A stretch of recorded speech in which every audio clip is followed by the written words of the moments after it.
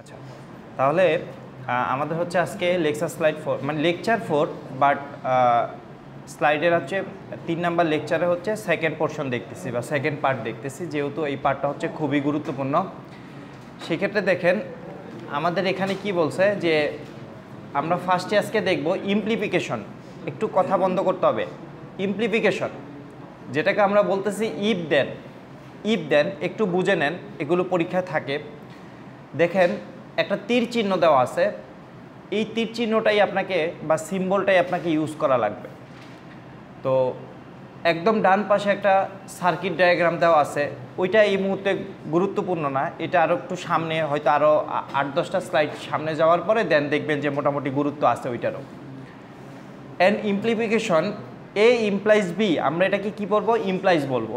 ওকে, এ implies B পড়বো। ওই যে যেটা আমি দেখাচ্ছি এ থেকে বি এর দিকে যে তীর চিহ্নটা যাচ্ছে সেটাকে আমরা বলতেছি A implies B. Is the proposition if A then B, it is false if A is true and B is false. আচ্ছা, সব দেখার দরকার নাই, এত কিছু এখানে মনে রাখতে পারবেন না। তার চেয়ে ভালো হচ্ছে আমি দেখেন একটা রো শুধুমাত্র হাইলাইট করে দিছি, এই রোটা, তাই না? আমরা যদি একটু আউটপুটের দিকে তাকাই এই পাশে, তাহলে আমি দেখি যে একটা জায়গায় শুধুমাত্র ফলস পাওয়া যায়। একটা জায়গায় কি পাওয়া যায়? ফলস পাওয়া যায়।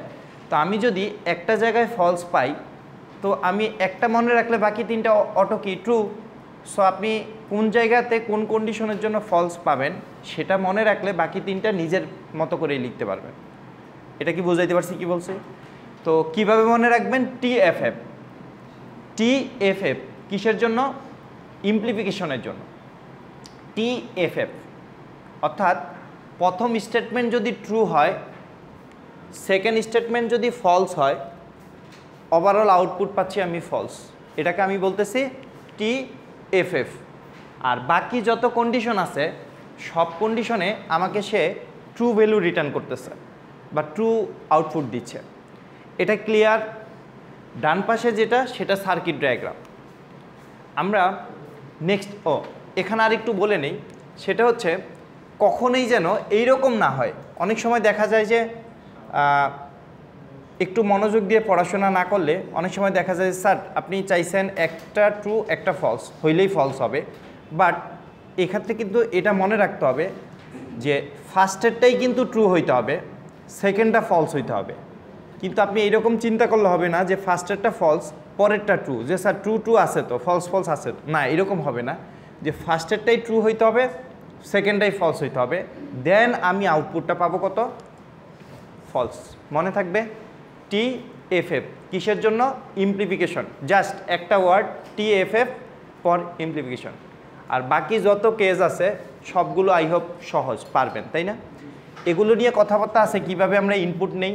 দেখেন তো বাইনারি ওই যে লজিক সার্কিট করে আসছিলেন না, সেখানে বুলিয়ান অ্যালজেব্রাতে সেম জিনিস। এটা একটু দেখি, একটা এক্সাম্পল আপনার সামনে দেখানো হয়েছে যে if you get 90% on the final then you will get on A+। দুইটা আলাদা ভেরিয়েবলের মধ্যে পোর্শনটুকু অ্যাসাইন করে নিছে, ফার্স্টের পোর্শন সেকেন্ড পোর্শন। দেন যদি লজিক্যাল স্টেটমেন্ট লিখতে বলে তখন আমরা এ ইমপ্লাইজ বি, ওই যে সবার শেষে এই অংশটুকু আমরা লিখে দিব। নেক্সট দেখেন কি বলতেছে, একটু তাকান, পড়েন। একদম সহজ, একদমই সহজ, পড়েন।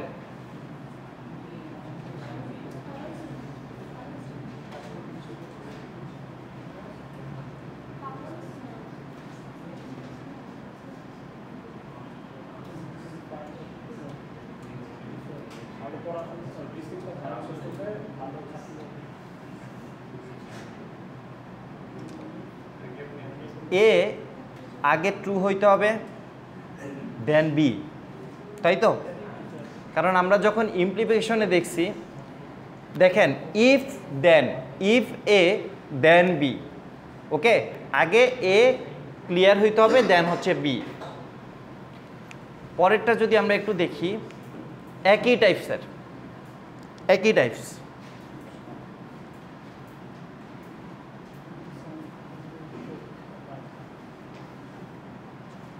ওকে, এটা একটু দেখেন। এবার লজিক্যাল স্টেটমেন্ট থেকে সেন্টেন্স লিখতে দিবে। যে সেন্টেন্সটা ছিল কিছুক্ষণ আগে কি দেখছিলাম, সেন্টেন্স থেকে লজিক্যাল স্টেটমেন্ট লিখছি। এখন আপনাকে লজিক্যাল স্টেটমেন্ট থেকে সেন্টেন্স লিখতে দিবে। সো আনসার কিন্তু একদম নিচের লাইনটা দেখেন। এই যে যেই লজিক্যাল স্টেটমেন্টে এখানে আছে, এই লজিক্যাল স্টেটমেন্টে এখানে আছে, এই লজিক্যাল স্টেটমেন্টের জন্য আপনাকে এই সেন্টেন্সটা লিখতে হবে। সো একটু বি কেয়ারফুল, এইদিকে কমা টমা বা কন্ডিশনের জন্য যা ইউজ করা হয় একটু কেয়ারফুল থাকা লাগবে। দেখেন এটা একটু পড়েন।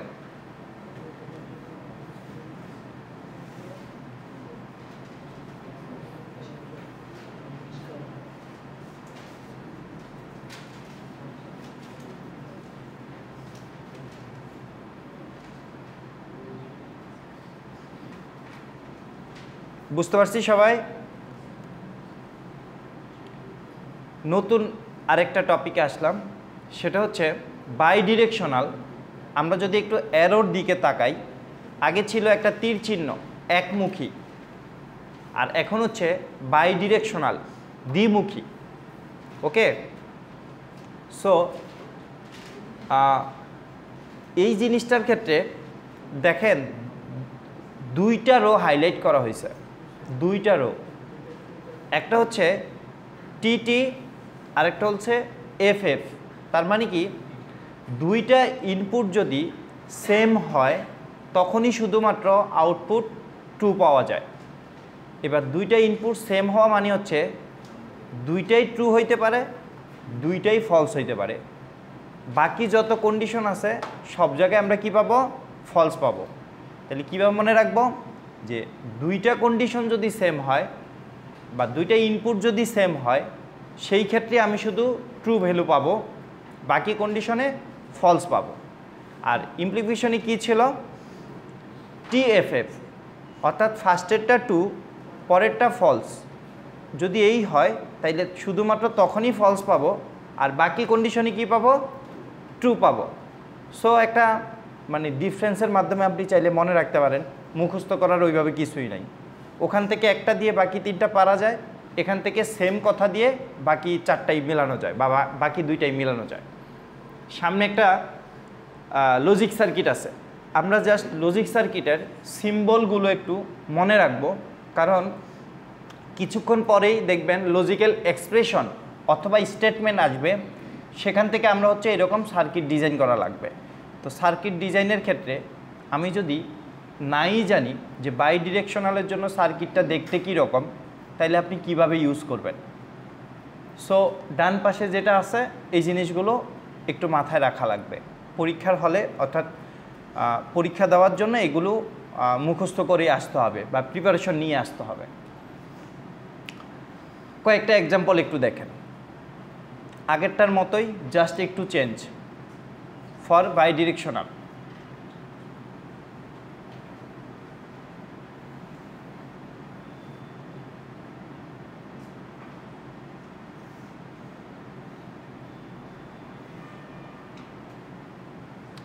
ইফ অ্যান্ড অনলি ইফ গুরুত্বপূর্ণ। কেন? কারণ আপনি যখন লজিক্যাল স্টেটমেন্ট থেকে সেন্টেন্স লিখতে যাবেন তখন সেই ক্ষেত্রে একদম নর্মালি অ্যান্ড লিখে দিলে হবে না, সেই ক্ষেত্রে ইফ অ্যান্ড অনলি ইফ এটাই লেখা লাগবে। আর যদি এই জায়গাগুলো থেকে আপনাকে লজিক্যাল কি স্টেটমেন্ট লিখতে বলে, সেই ক্ষেত্রে তার সমস্যা নাই, কিন্তু লজিক্যাল সেন্টেন্স লিখতে গেলেই বা সেন্টেন্স ফর্মে আপনার কাছে যদি চায়, তাহলে সেই ক্ষেত্রে অবশ্যই ইফ অ্যান্ড অনলি ইফ আপনাকে ইনক্লুড করা লাগবে। কিসের মধ্যে? সেন্টেন্সের মধ্যে। এটা বুঝতে পারছেন সবাই?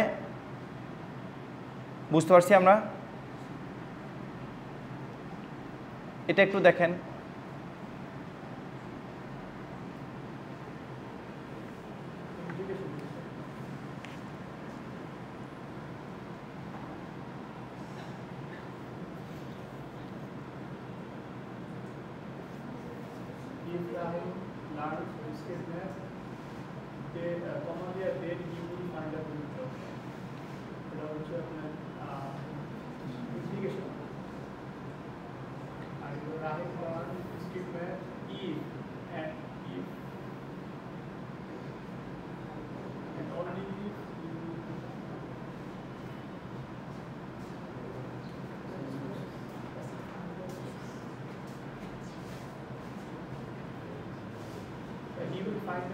job if and only if Rahim learns this statement. লেখা যাবে, সমস্যা নেই। এটা একটু দেখেন তো, লজিক্যাল সেন্টেন্স।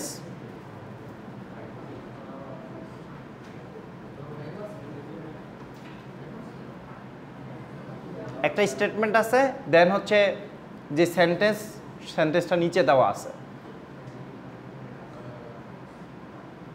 আসি আমরা, এই টাইপসের প্রবলেমগুলো পরীক্ষা থাকবে। এই টাইপসের আমরা মনে হয় ট্রুথ টেবল পড়াশোনা করছিলাম, তাই না? খেয়াল আছে ইন্টারে? অনেকটা সেই রকম। সেই সময় আমাদের কি ছিল, 0, 1 নিয়ে ডিল করছি আমরা। আর এখানে আইসা প্রপোজিশন নিয়ে ডিল করব। কারণ হচ্ছে কিছুক্ষণ আগে সেন্টেন্স আকারে যেই জিনিসগুলো আমরা দেখছিলাম প্রপোজিশন, সেগুলোকে আমরা লজিক্যাল স্টেটমেন্ট আকারে লিখতে পারি। ওই লজিক্যাল স্টেটমেন্টগুলোকে বা লজিক্যাল এক্সপ্রেশনগুলোকে আপনাকে এইরকম ট্রুথ টেবলের মাধ্যমে প্রমাণ করা লাগবে, এবং ভ্যালুগুলো সেম হইতে পারে, ভিন্ন হইতে পারে, বাট আপনাকে কন্টেন্ট বোঝা লাগবে যে কী ঘটতেছে। দেখেন, এই যে লজিক্যাল স্টেটমেন্টটা আছে আমরা বা এক্সপ্রেশনটা আছে, এই লজিক্যাল এক্সপ্রেশনটা তারা ওইভাবেই লিখছে ট্রুথ টেবলের মাধ্যমে। তো ফার্স্ট অফ অল সবার আগে মনে রাখতে হবে যে আমার কয়টা হচ্ছে ভেরিয়েবল, 1, 2, 3। 3টা কি ভেরিয়েবল, তাহলে কম্বিনেশন কয়টা পাবো, 2 পাওয়ার 3, 8টা পাবো। বাইনারির মতোই তো, 2 পাওয়ার কি 3, যদি 4টা হইতো তাহলে কি হইতো, 16টা হইতো। তাহলে আমরা কিভাবে সাজাই, 3টা হইলে এরকমভাবে সাজাই। যদি আমরা আইসিটির কথা চিন্তা করি, তার সাথে অ্যালাইন করলে আমরা এরকম হয়তো সাজাইতাম, 4টা 0, 4টা 1, পরের বার 2টা 0, 2টা 1, এরপরের বার 0, 1, 0, 1, তাই তো? এই জিনিসটাকেই জাস্ট ট্রু এবং ফলস, 0 ফর ফলস ধরেন, 1 ফর ট্রু ধরেন। দেন আমরা বসাবো এইরকমভাবে, ইনপুটগুলো লিখে ফেলবো সবার আগে। এই 3টা কলামে ইনপুটগুলো আমরা লিখে ফেলবো। লিখে ফেলার পরে এটা একটা কমপ্লেক্স স্টেটমেন্ট আছে। আমরা যদি এই পোর্শনটা আগে একটু ভাগ করে নেই, দেন পরে এটার সাথে একটা অ্যান্ড অপারেশন চালাবো। সো এই ক্ষেত্রে এই যে পি ইমপ্লাইজ কিউ আছে, এটার জন্য আমি নতুন একটা কলাম নিলাম। এই কলামে আইসা পি এবং কিউ এর মধ্যে অপারেশন করব, পি এবং কিউ এর মধ্যে অপারেশন করব। হ্যাঁ, এন্ড। তো এই যে ইমপ্লাইজ যে চিহ্ন আমি দেখতেছি, এটার জন্য কি মনে রাখা লাগবে, ওই যে TFF, প্রথম ভ্যালু ট্রু, দ্বিতীয়টা যদি ফলস হয় তখনই শুধুমাত্র ফলস পাবো, আর বাকি কন্ডিশনে কি পাবো, ট্রু পাবো। দেখেন তো মিলান, এই দুইটা থেকে এই দুইটা কলামের মধ্যে অপারেশন চালান। কোন অপারেশন? এই অপারেশন। এই দুইটার মধ্যে চালাইলে এইরকম আউটপুট পান কিনা একটু দেখেন। দেখেন সবাই মিলান।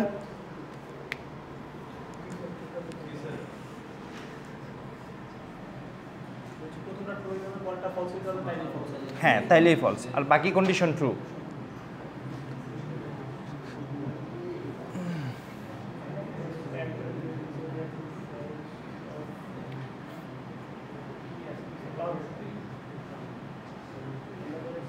এই বুঝা গেছে সবাই?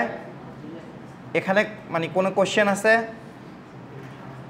এইবার হচ্ছে এই যে যেই পোর্শনের বাম পাশের এই পোর্শনের কাজ অলরেডি করে ফেলছেন, তার সাথে একটা কি চালাইতে হবে, এন্ড অপারেশন চালাইতে হবে। কিসের সাথে? এস। তার মানে এখন আপনার এই দুইটা কলাম নিয়ে ডিল করা লাগবে। এই দুইটা কলাম নিয়ে ডিল করলে দেন হচ্ছে আপনি এরকম ফাইনালি পুরো যে লজিক্যাল এক্সপ্রেশনটা আছে সেটার জন্য আপনি আউটপুট বের করতে পারেন। দেখেন মিলান।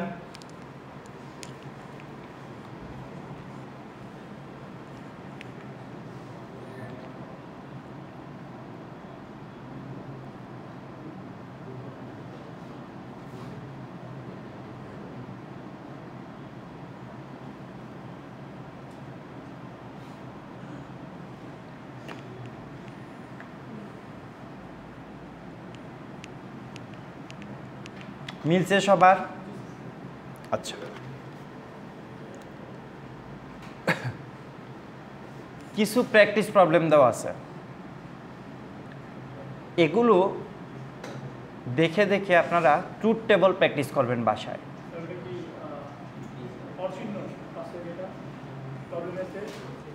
এটা নট নট, এটা কি নট, তাই তো? আর আমরা যখন এসএসসিতে পড়তে গেছি তখন এইরকম দেখছিলাম, উপরে একটা ভার চিহ্ন, তাই না? আর এই ক্ষেত্রে আমরা কি ইউজ করব? নট চিহ্ন। এটা হচ্ছে নট। তাইলে ফার্স্টের যেটা আছে সেখানে দেখেন আমার কাছে পি কিউ আর 3টা ভেরিয়েবল আছে, তার মানে কম্বিনেশন 8টা হবে। সেকেন্ডটা তো 8টাই হবে, 3টাই ভেরিয়েবল, সবগুলাই 8টাই, মানে 8টাই কম্বিনেশন হবে যেহেতু 3টা করে ভেরিয়েবল। বাট এক্সপ্রেশনগুলো একটু ভেঙে ভেঙে করার ট্রাই করিয়েন, একবারে করতে গেলে হয়তো ভুল করবেন। হ্যাঁ, প্রথমে পি লিখবেন, পরের কলামে পি নট করেন, দেন হচ্ছে কিউ লিখবেন, পরের কলামে কিউ নট করেন, আর যা আছে তাই করবেন। দেন হচ্ছে এই অপারেশনটা চালাবেন, চালানোর পরে এখান থেকে যে আউটপুট পাবো সেই আউটপুটটা এসে এটার সাথে এন্ড করব। সেম বাকিগুলো একই, এই পাশের কাজ করব, এই পাশের।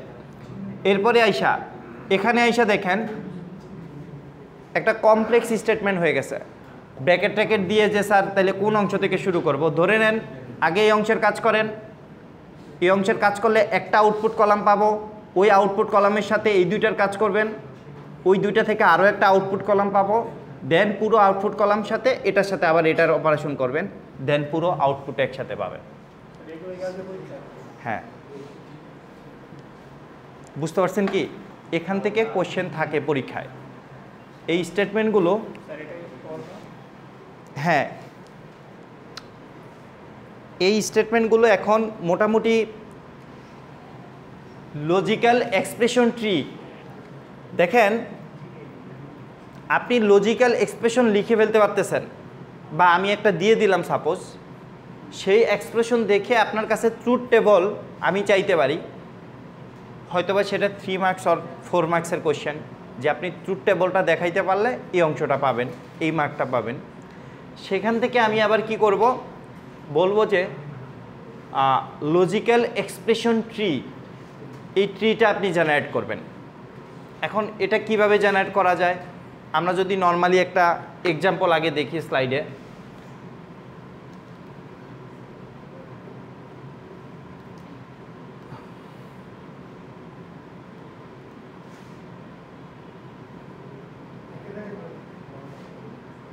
স্লাইডে একটাও নাই? আচ্ছা, একটা অ্যাড করে দিব। আমরা এটা একটু বুঝে নেই কিভাবে করতে হবে। ট্রি সম্পর্কে ধারণা আছে কারো? ট্রি কোথায়? ওই যে রাস্তার পাশে যেটা দেখতে পাওয়া যায়, তাই তো? হ্যাঁ, আমরা আসলে সেটা চাচ্ছি না। আমাদের পড়ার পার্সপেক্টিভে ট্রিটা হচ্ছে এরকম, যেখানে কতগুলো স্টেটমেন্ট লজিক্যাল ওয়েতে সামনের দিকে উপর থেকে, মানে টপ থেকে বটমের দিকে যাইতে থাকবে।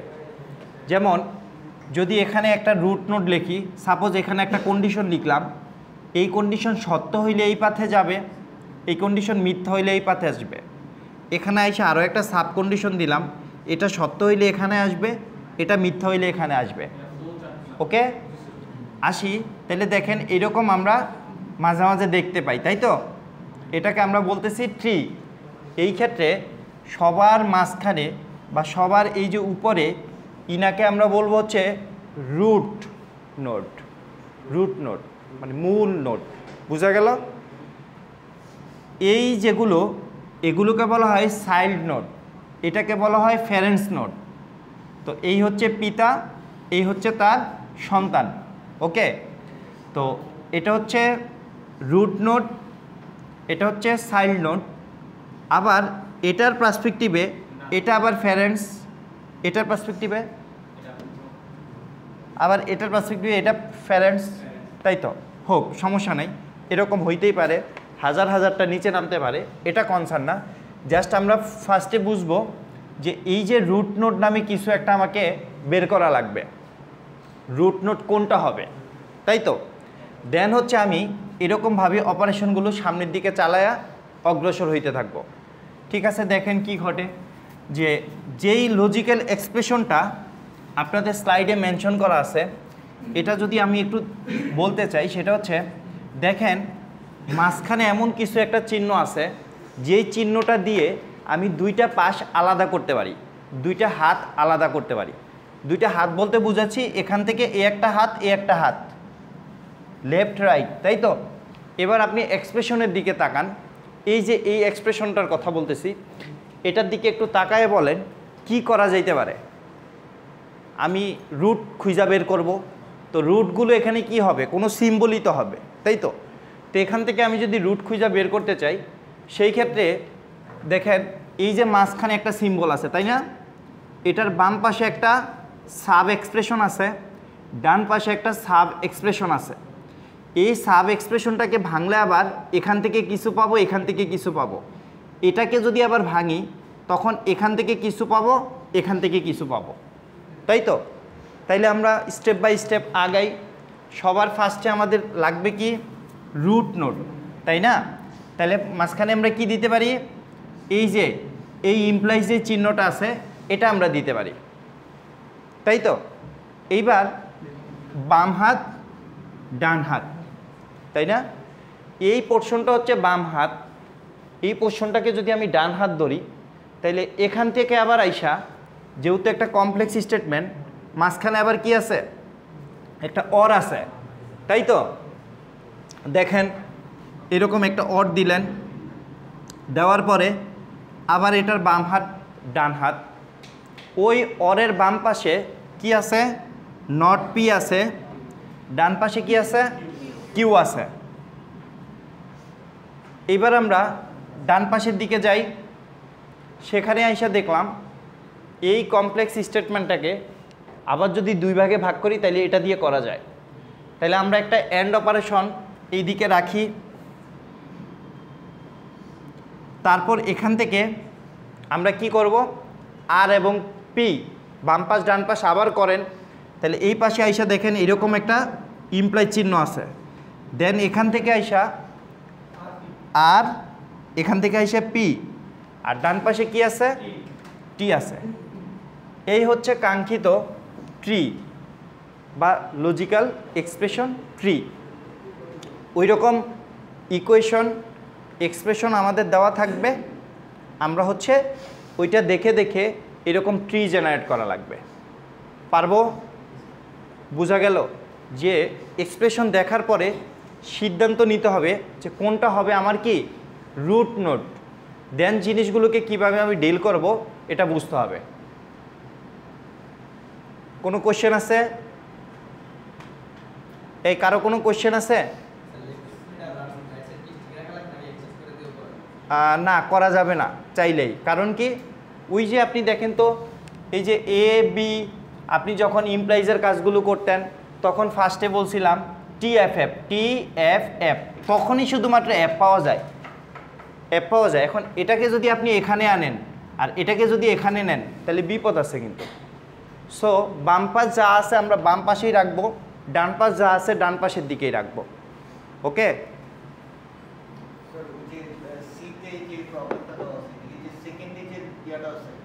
হ্যাঁ, এটাকে রুট ধরবেন। দেখেন এই পুরোটা একটা ব্র্যাকেটের মধ্যে রাখছে, তাই না, এই পুরোটা। সো এটাকে বাম পাশ ধরেন, এটাকে ডান পাশ ধরেন, তাহলে রুট হয় এইটা। এদিকে যখন বাম হাত বের হইলো তখন আবার এটা এটার মধ্যে রুট হয় এটা। যখন আবার বাম হাত বের হইলো তখন এই দুইটার মধ্যে বাম পাশে এটা ডান পাশে এটা, তাই না। এরকম তো হওয়ার কথা।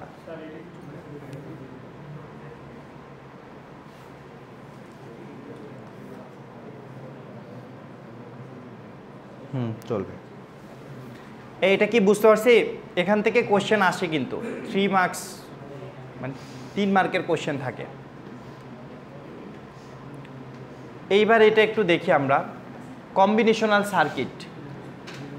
একটা ফর্মাল ডেফিনেশন দেওয়া আছে কি বলছে a combinational circuit is a circuit in which the output depends on the present combination of inputs draw the combinational circuit diagram.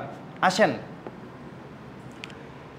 কিভাবে আসবে কোশ্চেন, আমরা আপনাদের এই জিনিসটা দিব, এই পোর্শনটা দিয়ে দিব, একটা এক্সপ্রেশন দিব, এই এক্সপ্রেশন থেকে আপনি এরকম সার্কিটটা ডিজাইন করবেন। বোঝা গেল?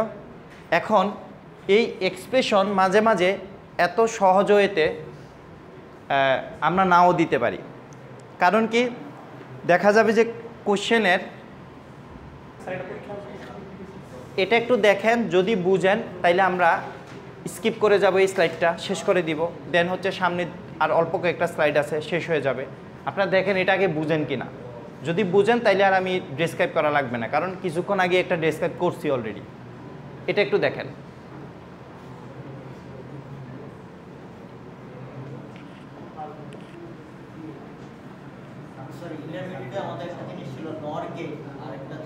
একজোর আছে,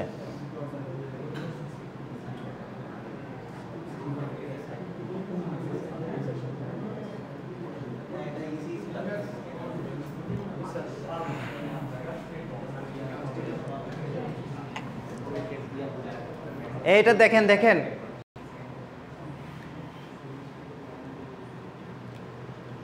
দুই পাশে লজিক্যালি ইকুইভ্যালেন্ট কিনা করতে পারবেন না। কিছুক্ষণ আগে যখন ট্রুথ টেবিলের কথা বলছিলাম সেই ক্ষেত্রে এই রকম লজিক্যাল স্টেটমেন্টগুলো আপনারা চাইলে এরকম সাব পোর্শনে ভাগ ভাগ করে নিয়ে দেন হচ্ছে আগাবেন, না হয় অনেক সময় কমপ্লেক্স করতে গেলে ভুল হওয়ার সম্ভাবনা থাকে। আপনারা হয়তো দেখা যাবে পরীক্ষার খাতায় যে একদম স্ট্রেস নিয়ে ভুল করে ফেলছেন এরকম। হ্যাঁ, এটা একটু দেখি আমরা, এটা আই হোপ সবাই বুঝতে পারছেন।